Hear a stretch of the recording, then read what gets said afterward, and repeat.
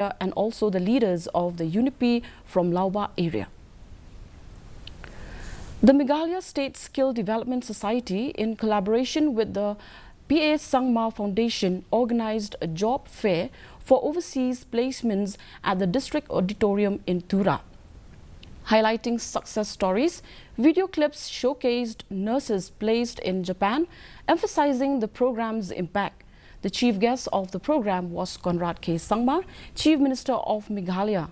While addressing the gathering, Chief Minister Conrad K. Sangma said that the government is targeting about thousands of youths in the next coming years to get the same opportunity as these boys and girls are getting.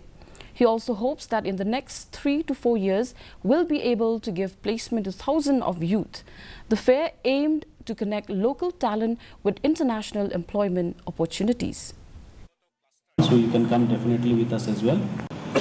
And our target is to ensure that in the coming years, at least about 1,000 of our youths should get the same opportunity that these boys and girls are getting.